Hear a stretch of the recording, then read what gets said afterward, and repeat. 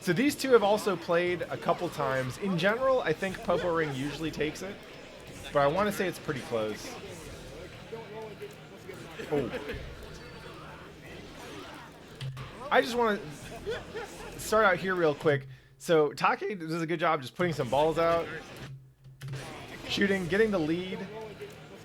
He kind of goes in there and then isn't ready for Leo when Popo Ring like jumps right over him.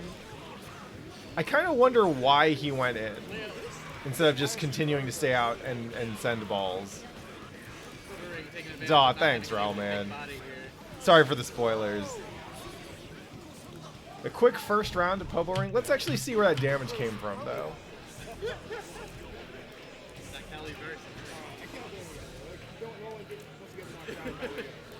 A little bit of damage caught there. 6P, counter hits. So he gets a solid corner combo. Wire seed in the throw. Oh. So I think he was trying to jump out there. That's my guess as to how this 5H hits. He's already getting chopped up, but boom, boom. Yeah, I think he's probably trying to jump because that wasn't a counter hit. The wire seed throw again. Gets the overhead. Yeah, that's rough. But if you recall, the first thing that I suggested that both Takeyanase and I need to work on is our defense. I'm definitely seeing some of that in here. Obviously, it sucks to have Leo sitting right next to you, and if he is right next to you, you're probably gonna get hit. So I can't fault him for that. I also get opened up by Popo Ring like all the time. Ooh, nice jump out. Yeah, he's doing good work getting those balls out though. Ooh. Oh.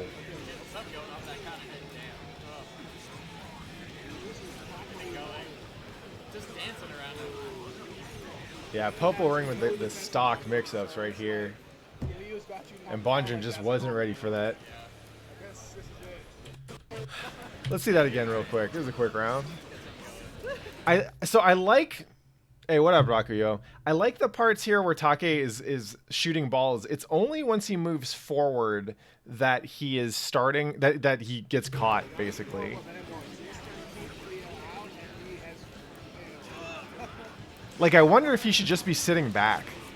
If I were Bonjar and I were watching this, if I were the Venom player, excuse me, and I were watching this, I would be thinking, hey, maybe next time I should just chill out and send out some more balls. Because that's working for him. Even in the trades, it's not bad. Unfortunately, it would have been a different story if he had converted off that 6P. Oh.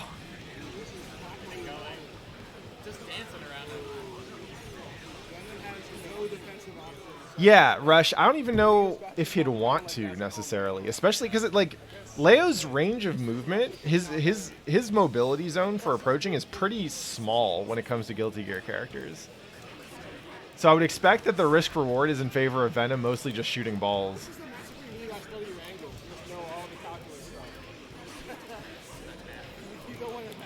All right, that approach worked. That's working a little bit. Now we got some good pressure.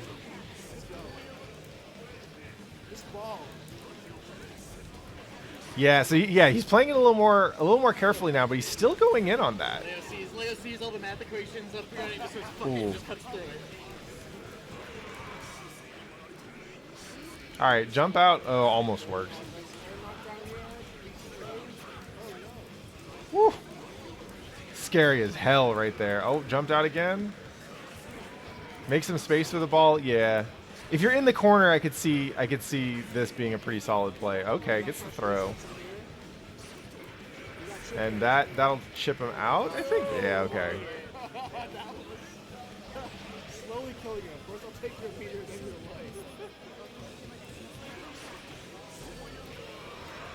your life. Ooh. That 5H is my nightmare button. You're gonna go back and see this real quick. You're doing your thing. You're doing your thing. And then Leo just runs up like that. So Leo was here, and then he steps forward a little bit and presses 5H and gets a hitbox all the way out to here. It doesn't look like it's that big, but it's actually that big. That's fucking nutty. Drop kick, okay. Yeah, out here, Venom's doing great. He goes in, okay, it works out for him there.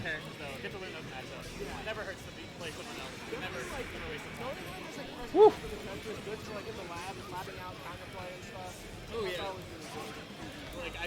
Popo starting to try and find ways around the balls. Oh my god. Alright, there the 5H got caught. Oh. Nice. Solid adaptation by Takeyanase, NorCal's #1 Venom. They just have everything, just play them and you go, oh no, that's not true. So that's 1-1, correct?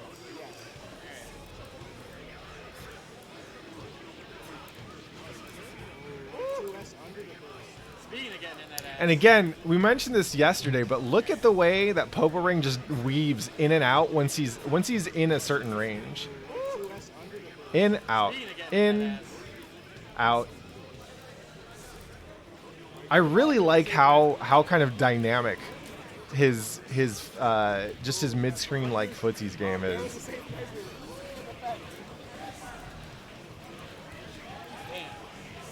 All right, gets him opened up a little bit. Ooh. All right, there we go. That's the Venom cross-up that I like to see. Oh my goodness. All right. Woo. So why he is NorCal Venom #1 right now. Yeah, I want to rewind and just watch this one again to see more of the decisions that Takeyanase is making here. You go, oh no, that's not true. So that's 1-1, correct?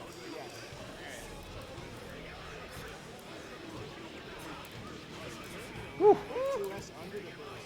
All right, so part of this is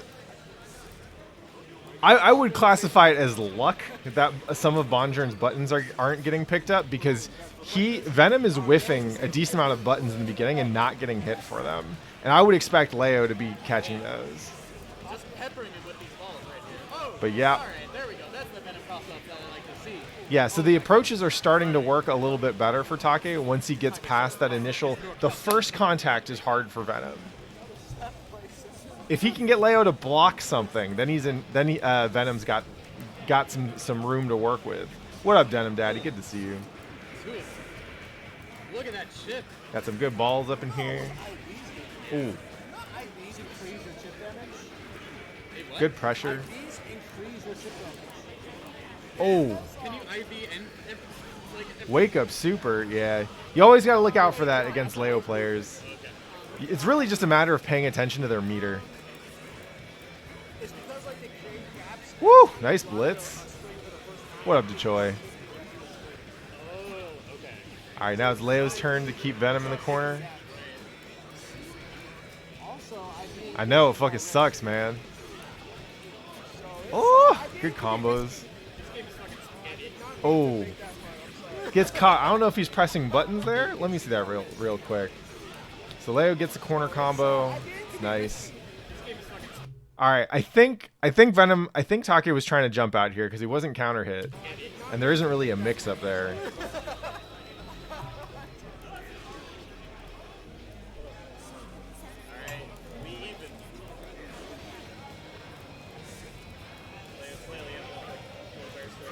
Ooh. A good approach. Leo really just bullying Venom into the corner here. It's tough though. Let's see what we could do differently here. All right, so Venom gets caught. Leo's looking for the hit but doesn't get it. Hey, what up, basically? So it's one of the things. It's important to know where Leo is stealing turns here, right? So we'll go ahead and slow this one down. We'll slow it down to 25%. I'll mute it. Man, if only Guilty Gear actually played like this, then we could all do smart things all the time.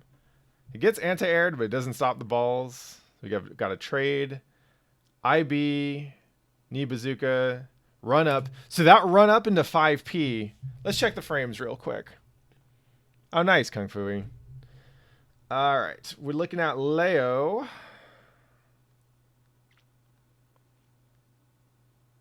Leo White Fang. All right.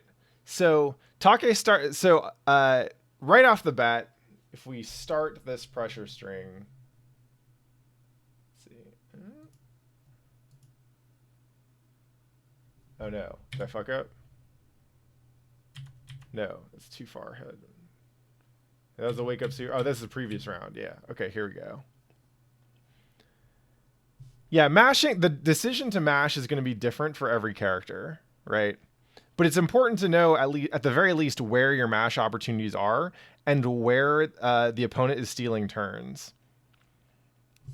So that right there, 5K, it's a good ass button for Leo, but it's also 8 frame startup, and it's +1 on block, -2 on IB. Leo's 5P is also -4 on IB. So that right there, I think is -2. 2S, that crouching sweeping attack is 10 frame startup, and wow, that's +4 on block. No wonder Leo players are always using that to steal turn. Okay, so if you regular block this shit, yeah, it's probably going to be Leo's turn again. And he runs up 5P, 5K, 2S. So there, it looked like, my guess is that Bonjern was actually trying to jump out here, and the game, since he didn't enter jump startup yet, but it was probably inputting either stand or jump back, he got the like, you missed your block input, because there's no reason why Venom would be looking for an overhead here, right? But he gets opened up. IB's the 5P, so it looks like he IB's the 5P, and then he gets hit, which means he probably was trying to jump out here. So we get Leo combo.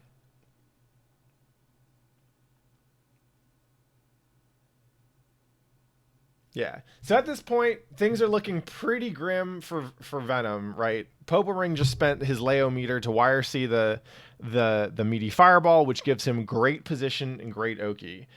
Bonjern's best chances there would have been probably to go for, let's see how fast Venom's 6P is.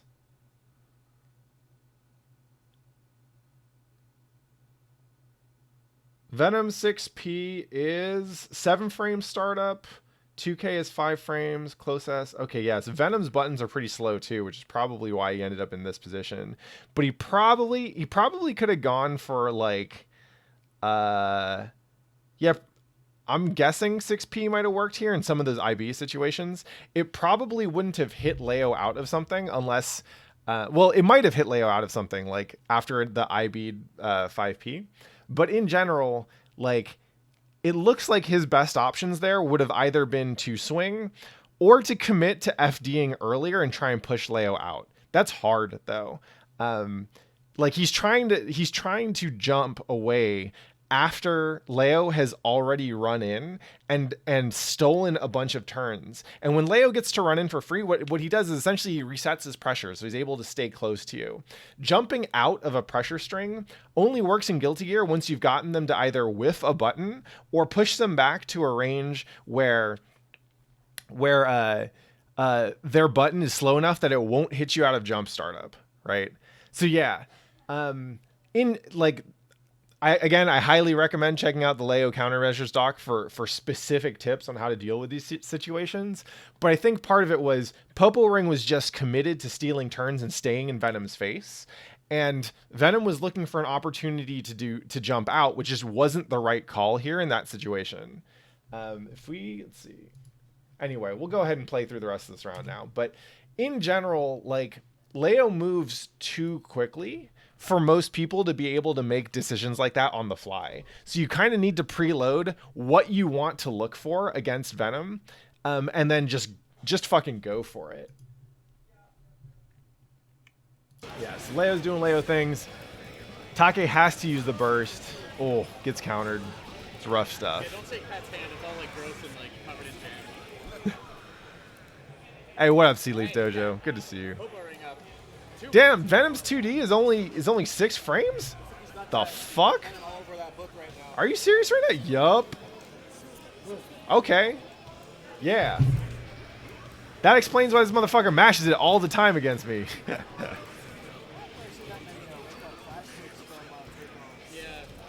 I wonder if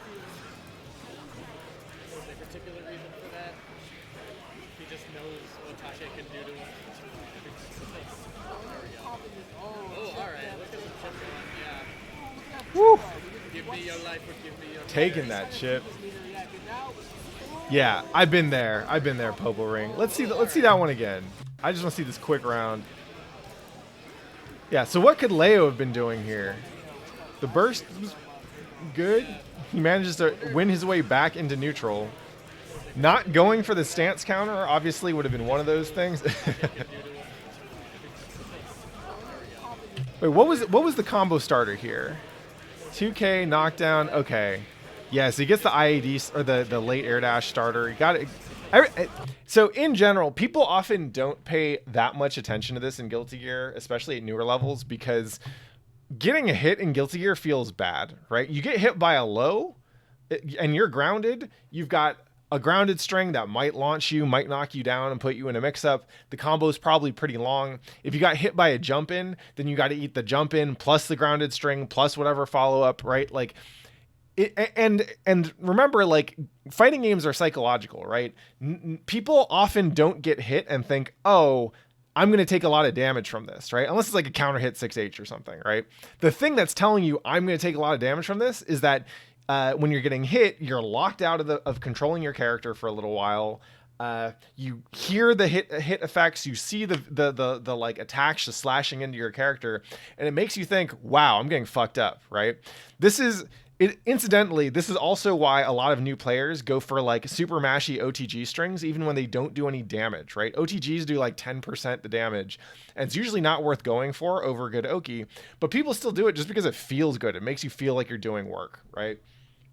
When you're blocking, low attacks, especially fast lows, almost always prorate the damage that's going to be in that combo, right? It's damage scaling. So like if you get hit by 2K is going to just make sure that whatever combo you get hit by after that 2K is going to do like, I think it's like 70 or 80% damage, right? Over what it would have been if you had started with another attack.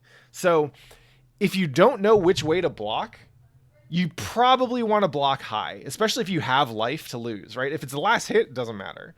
But blocking high will save you from more damage if you're wrong than blocking low, right? So that Venom setup here, I wonder if the fundamental idea, so he does empty jump low. The fundamental idea is that he jumps at a timing that makes you think, oh, he's going to go for an empty jump low. I got to be ready to block this. And then he does a late air dash, which is good not only because it confounds the blocking attempt, right? It opens you up because the timing is such that the Leo player here is expecting a low, but it gives Venom the higher damage payout, right? The value isn't just that he opened him up. The value is that he's getting more damage off this combo because he gets to start with his really good starter. And that's something which, especially if you're coming from other games that don't kind of do damage scaling as highly, you're not gonna let that influence your blocking decisions quite as much until you start to pay attention to this shit in Guilty Gear. But honestly, when you're playing with your own character, just take a look at how different the damage you get off of like a jump heavy or a jump slash starter versus 2K. With Chip, for a lot of his mix-ups, right? Like, I want to start my combos with jump heavy because if I start it with 2K, I get like maybe 2/3 the damage. he just knows what Tasha can do to him. So yeah, Venom gets that combo, gets to spend that meter.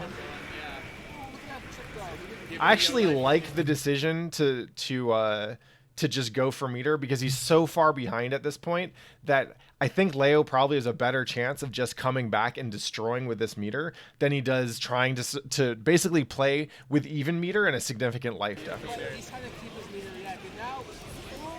But unfortunately, Takeanase's combo is way too good on that and just fucking murders him. I would have done the same thing, Popo. Woo! Oh, hell yeah.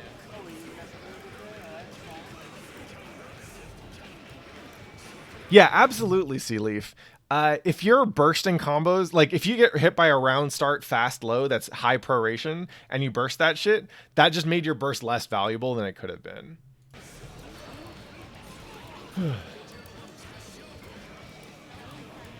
All right, let's review this round 2 like Venom bullying.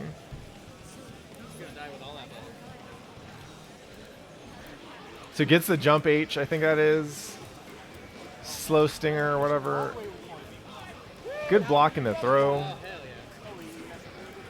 Doesn't get anything off the throw, but he manages to keep his string up. And so, yeah, this is interesting, right? So Leo here has to hold a lot of pressure. Like if you look at what Popo's doing, he's just blocking. He's occasionally looking for like FDs or something. He's not even IBing stuff.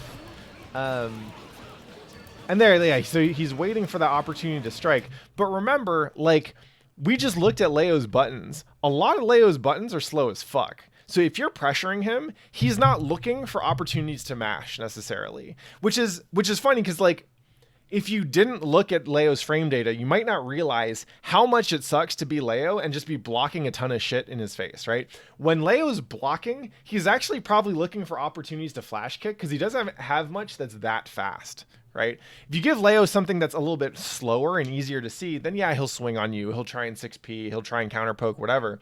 But if you get up close with fast buttons, like Leo's up close buttons aren't that fast. He needs time and space to get started. Once he gets started, then yeah, he can steamroll. But if you can stop him from moving forward, and if you can get close to him with a slight frame advantage, then just make him block stuff, and he's gonna have to keep blocking. And then that's when you get to start going for throws and stuff like that. Oh, nice burst bait. Ooh. Oh, wire C too early, but still gets to keep the pressure up. See, now Leo's going. It fucking sucks. Let's take a look at the defensive decisions Take's making here. Yeah, I think he's still mostly trying to jump out.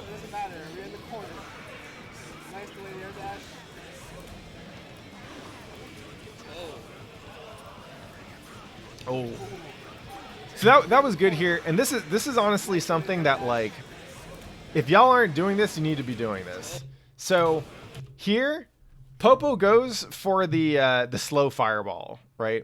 There are some projectiles, whenever you're playing against a character with a projectile that has significant windup, you should be looking for it, and you should be ready to IAD and punish it. Now, Venom's a little bit too far to IAD here, but like, if you see Gamma Blade, if you see a Gunflame, especially, if you see Leo throwing fireballs, that shit where, like, you need to, especially Leo here does not have meter to wire C, right? So like if you have an IAD punish here, you should always be looking for that the moment you're at like mid screen or slightly further away, because that is just an opportunity to win in neutral right there.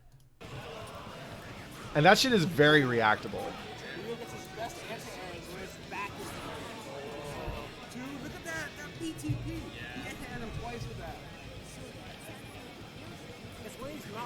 Woo.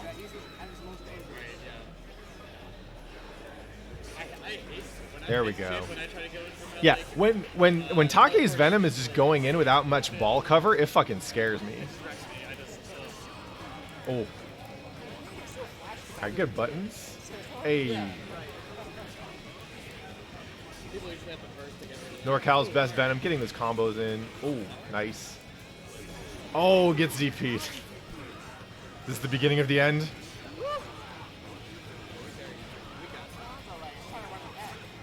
Woo.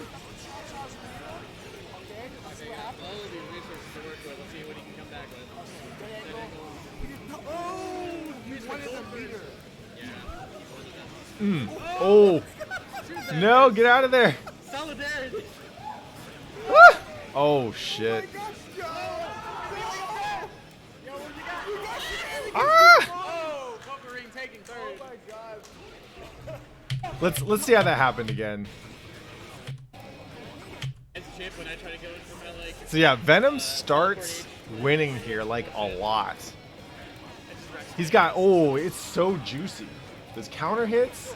He gets the knockdown. He's got the setup. Gets another knockdown. Gets a good combo. Makes him eat that chip. Yeah. So one is he just doesn't respect the wake up. I get it. And like, it sucks. I'm guessing there's an input error here. He's trying to bait. Yeah, he might have been trying to bait that.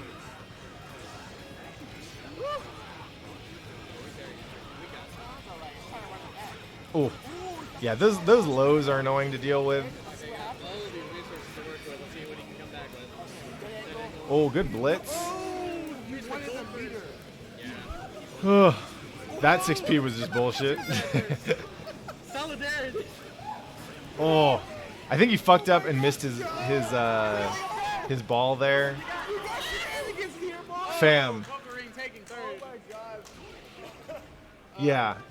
I don't know if Bonjourn was expecting like a wake up or a meaty overhead or something. Hey, what up, Square? Yeah, Guilty Gear's on sale. Y'all cop it if you haven't already. Bonjourn got opened up by like 5 back turn stance lows there in a row. Like, Popo Ring didn't even convert them into that much damage. He just kept on doing them, and Bonjourn didn't do anything about it. Which, I get it, but fucking sucks. Anyway, shoutouts to Popo taking third. Now for the final match, tournament match of the evening, it's me versus Pepsi. And I think I've played Pepsi here twice. His super hits like yeah, Rush, I get it. I get opened up by Leo in back turn stance too. But the thing is this is grand finals here. Yeah. Oh yeah, no, because we don't. It shouldn't be that good a mix. You should be able to, at the very least, crouch block the low, or the low meaty and react to the high if it comes out meaty. I wouldn't describe that as luck necessarily. I don't know exactly what Take was going for, and if he was just like, if his head was scrambled from the, there's that moment of panic. Hey, what up, Sorensen? There's that moment of panic when you're playing against Leo and you almost beat him, and then you get hit once and you're like, oh fuck, I'm gonna lose this one, aren't I? That might have been what happened. And yeah, dealing with Leo is tough, but I feel like there's probably just some tightening up. So, you know, when we do these replay reviews, we try and identify things that the players can work on. I've already mentioned this, but I think Bonjourn's weakest aspect is his defense. And because, like, when you make Bonjourn block stuff, it just feels like he feels chewy. Like, he feels like if you just keep swinging, he's gonna get hit by something eventually. And I think Popo probably figured that out, and probably knows that from having played him in the past. So yeah, that's definitely a point of improvement for Bonjourn there. So for this next match, this is me versus Pepsi, and I think I've lost to Pepsi the last 2 or 3 times I've played him in tournament. He has often been winning Wednesday night fights when Daemendo isn't there to knock him out, and he gets real close against Daemendo. Woo. So I had been trying to work on playing basically better neutral. That's one of the reasons why I've been experimenting with different characters, is to understand basically how other characters approach neutral, so I can use Chip's tools better. Yeah, I think Sealeaf, I think he almost certainly would have been better off blocking the 5K and just holding the mix up later. He wasn't even doing that. He was getting hit by the meaty lows 4 times in a row, and that's the part that sucks. Anyway, the thing I've been working on is trying to be smarter about playing neutral with Chip's tools, which is why you see me trying to be a little bit smarter about not engaging Potemkin in ranges where Potemkin is dangerous. There are a couple things I know about Pepsi, or were reminded very quickly. One is his flicks are really good. His pop busters are really good. He knows where to IB in gaps to set up pop busters, so I need to be pretty careful about that. And the other thing is leaf grab almost never gets him. We're gonna see a lot of However, teleports do actually work pretty well against Pepsi. just to delete the same amount of health. So I'm trying to use Gamma Blade here a lot more than I normally do. Just to stop him in neutral a little bit. Like, I know that Pot has a hard time dealing with Gamma Blade because it's not an easy thing to time the flick, and he can't IED over it. So Gamma Blade, if I think Pot wants to move forward, Gamma Blade isn't a bad option, unless I think that he's going to Hammerfall through it. So the first thing that happens after being super cool and ninja-like in neutral is I get cornered. And I eat some fucking buttons because I'm scared to block against Potemkin. Then I burst, and I get blitzed, and I try and counter blitz, and it doesn't work. But the buttons work out, or Pepsi dropped his combo just in time for me to get fucking Pot Buster. Thivs asks, is the Pot Chip matchup really as bad as it's made out to be? Yes. Yes, it is. It fucking sucks. Oh, getting that flick. All right, that's good. So that worked out pretty well for me. Basically, I know that when Pepsi gets the flick, he's either, if he calls out my teleport with a Trishula, I am fucked. But if he doesn't, then I get a combo because he probably did something else.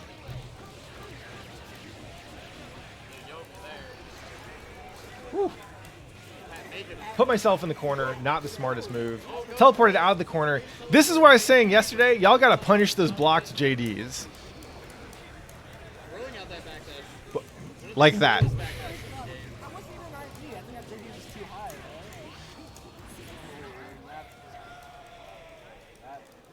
Yeah, so at this point, Pepsi has successfully reminded me that he knows how to deal with Chip's JD, and so I should stop trying to get away with his bullshit.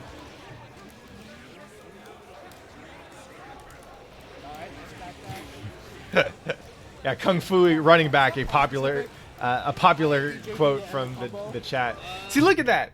I go for leaf grab as a fucking reset. He's already getting hit. I've got a whole bunch of good damage on the table. I could get good Oki, and I'm like, nah, I'm going to go for leaf grab. I'm so smart. I'm going to go for leaf grab because I know that he's just thinking about not getting hit or whatever. Oh, look at this string. He fucking air throws me out of it. Are you kidding? And then he fucking pop busters me after that.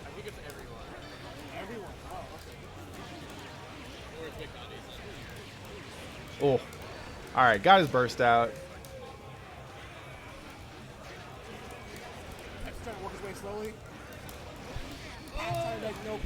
Use my burst, because fuck it. Oh my god. Pepsi, why are you so fucking good? Look at this.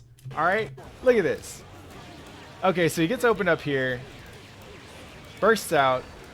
I throw my slow shuriken. He's got the flick on deck and ready to go for the slow shuriken. And this time I'm like, he's probably ready for me to teleport in on him. So maybe let's not do that.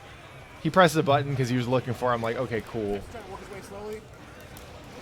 What up, Cotton? I beat the fast shuriken and then just threw me.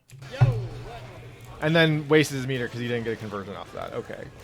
He's also starting to look for more IBs off of my teleport strings now. So already I'm thinking I'm overusing that teleport. And then I use it 2 more times because fuck it. Yeah, Pepsi's defense is excellent.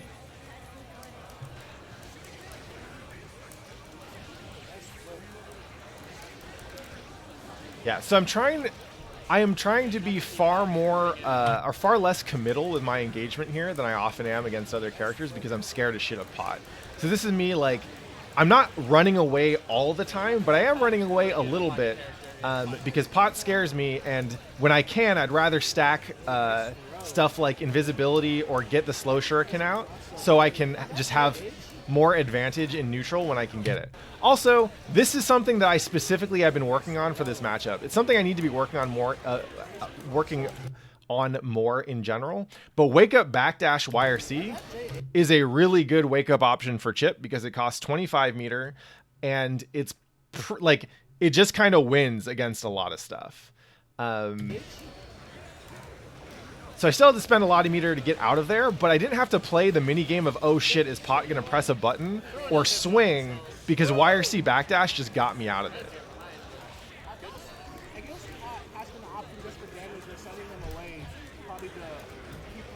Woo! Gamma Blade YRC coming out in the clutch. Oh, nice 6P.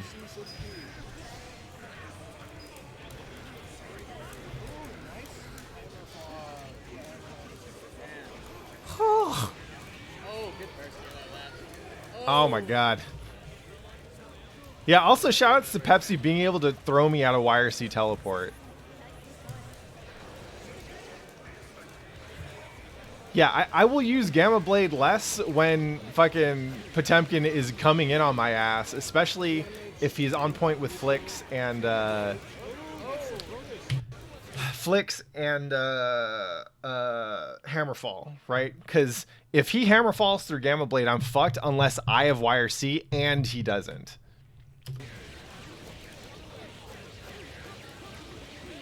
Like, there's a lot of times where you can see something like this, right? Backdash Gamma Blade. That's useful for me because I'm less worried about him going for Hammerfall from the position that he's in. Gamma Blade can be useful for catching people pressing stupid buttons and kind of locking them down in one place so I can close the gap and approach the way I want to.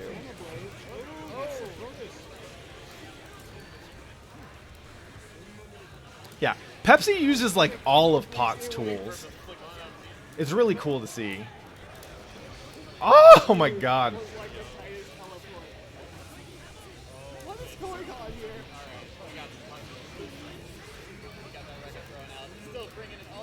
Nice blocks from Pepsi. Eventually gets opened up, but I just spend a lot to get it. I didn't even get that much damage. I guess the damage there was okay, but like a lot of those starters were prorated pretty heavily.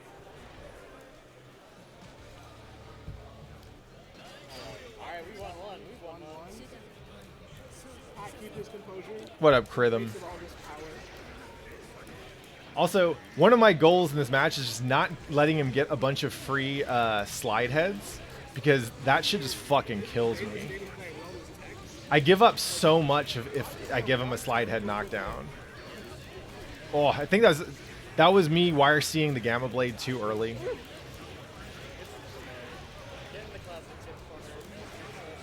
Oh. That was dangerous as hell. There is an alternate timeline where, so I fuck up my corner mix-up. I didn't want that 6H. Getting that overhead, like, Pepsi could have killed me off that shit. I'm pretty sure.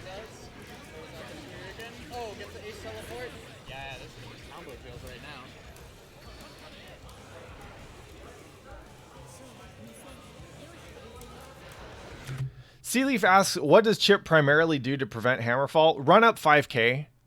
It's a fast-ass button that's active for a long time. And so you can go like 5K, 5S, or 5K, 5P. You need to run up with fast buttons that don't necessarily give you great damage afterwards. But that's just it. Like 5K is kind of one of the go-to approaches. And that's actually one of the hard parts about this matchup is like Chip likes to, at least when I play Chip, I like to go in with like 2S, 5 far S, 2D. Like I like buttons that give me kind of better, one, they start a little bit earlier. I like coming in with heavier buttons, because his 5K and his 5P are real fast and real good. 5K in particular is active for a long time. And so it's handy, but the damage that I get off of that, especially if I'm running in and I connect at a pretty far range, is not great, right? Whereas like if I can run in with 2S and get a counter hit, then there's a stagger afterwards. I can use that for a teleport reset. I can use that to force him to mash, otherwise I get 5D, right? So in general, I like swinging with Chip's bigger buttons, but that shit just gets me fucked up versus Hammerfall. Especially if you YRCs it and just pop busters me. Wait, how did that happen again? Let's see it. All right, Shuriken, flick. So yeah, this time he's ready for the teleport because I've done it a couple other times. I just get fucked up.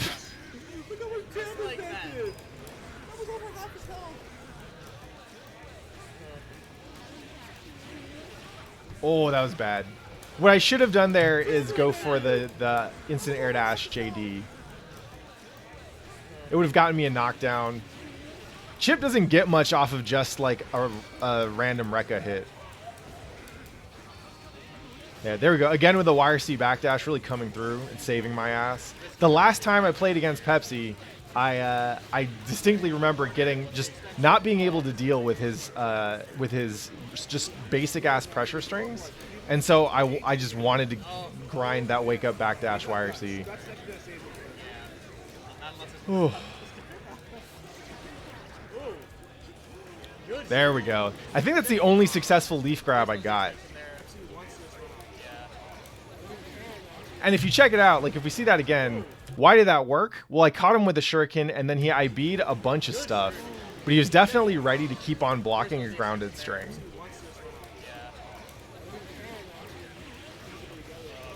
Far enough for that H teleport to get it on the same side so it didn't cross up.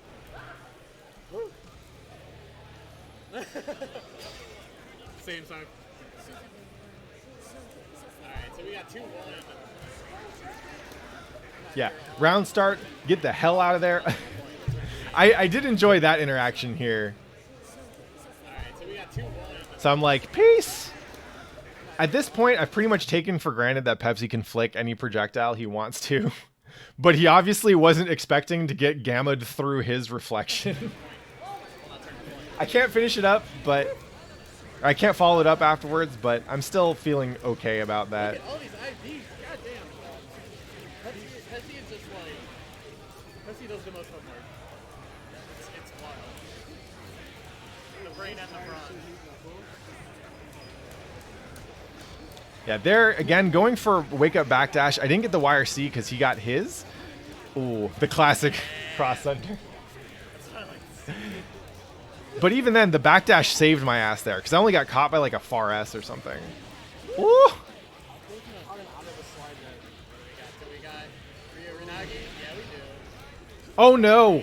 Oh, cross the command grab. Get out of it. I mean, do you really need to search when you got Oh them god. big fists? Oh, with the burst. Yeah, that's gonna be it. Oh, fire. What up, Zebra Daddy? Oh. We got a pop up there. Yeah, for Sea Leaf, for Pot in particular, multiple IB is someone looking for a pot buster opportunity. If I see other characters going for multiple IBs, I usually think they're about to press a button. And so I'll just make my pressure strings a little bit tighter. Wake up backdash YRC coming through again. Thank you. These IBs. What up, Rush? Yeah, ID is the pop up there, just like the fucking Pepsi classic. Yup. I know I listed all like these negative effects of IB, but Yeah. on Pepsi. the plus side, IB raises your pension your engine pulse like crazy. If you do IB 3 times, the pension starts going up like really fast.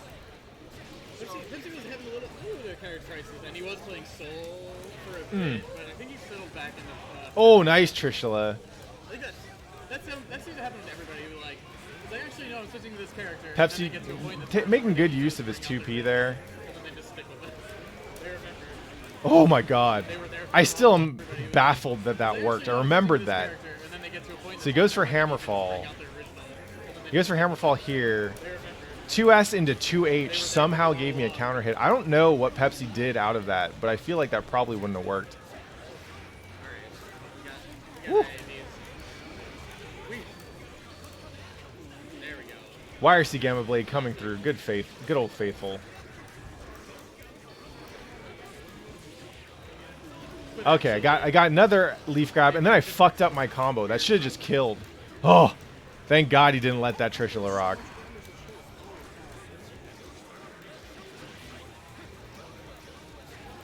I got that fire kick off, but like I don't think it dealt damage. Alright. So that exchange, as cool as it looked for me, There we go. I've been sloppy as fuck this whole in this segment here. But actually, So I dropped the combo. versus the weird Russian. I would have gotten killed there if he didn't YRC out. I missed a punish opportunity there. And then I go for the kick there, which just is not a great idea. Like, I think if he had IB'd, he could have pop busted me for sure. That IAD-JD that got blocked, I think he IB'd it. That probably was also punishable.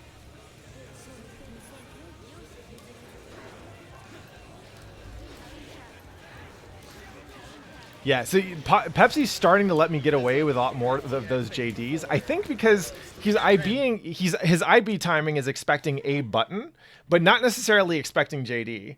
If he's expecting JD, he can pop buster me out of that shit for free, and he did earlier in the set, but he hasn't been doing it. Going on right here. This is 2-2.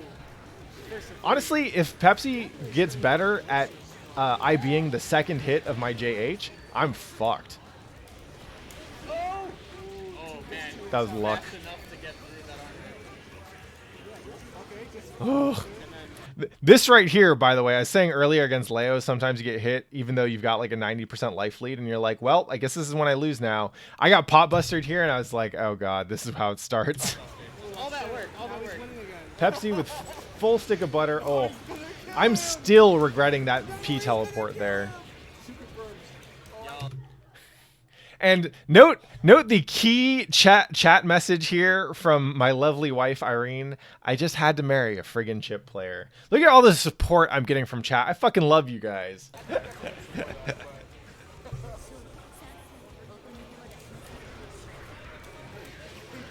Oh my god. That low kick just saved my ass there. The terrible decision actually saved my ass.